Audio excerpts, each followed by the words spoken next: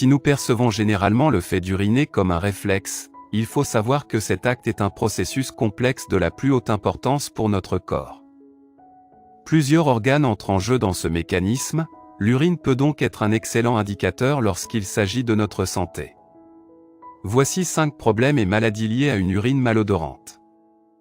Le corps est une machine complexe qui produit constamment des déchets, et l'urine fait partie des moyens dont il dispose pour s'en débarrasser.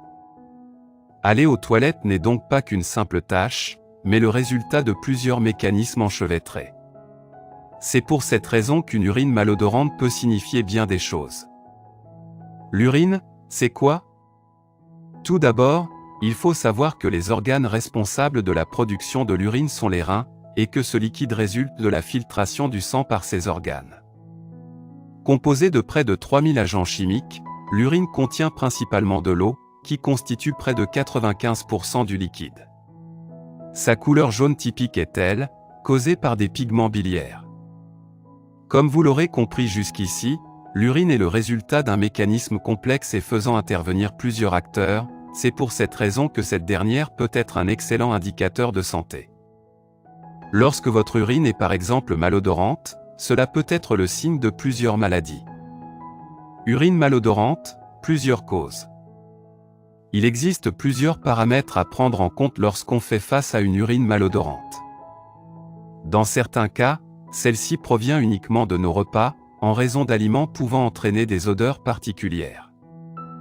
Les poireaux sont généralement pointés du doigt, bien qu'il n'existe pas d'études validant ce constat, avec l'ail, l'oignon et les asperges, qui sont aussi responsables de mictions à l'odeur plus prononcée. Celle-ci revient généralement à la normale une fois que la digestion est terminée.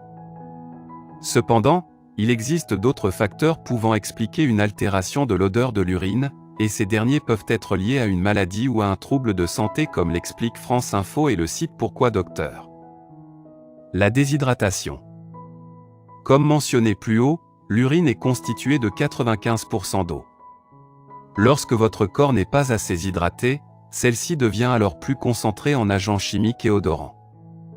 La déshydratation peut donc causer une odeur accentuée de votre urine. Pensez à vous hydrater souvent si ce n'est pas déjà le cas. Rappelons qu'il est recommandé de boire entre 1,5 et 2 litres d'eau par jour. Des infections urinaires. Une urine malodorante peut être le signe d'une infection urinaire.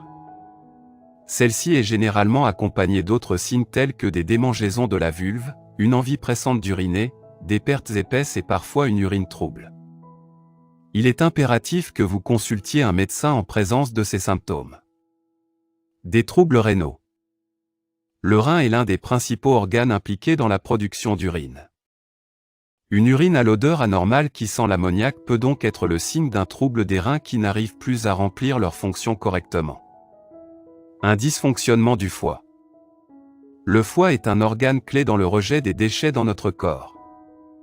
Il est non seulement impliqué dans la digestion et le rejet de sel mais aussi dans la filtration du sang et donc dans la production d'urine.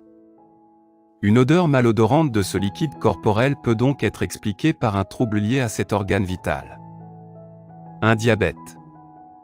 Lorsque le taux de sucre est trop élevé dans le sang, cela peut conduire à une urine marquée par une odeur soufrée liée à la formation de cétone.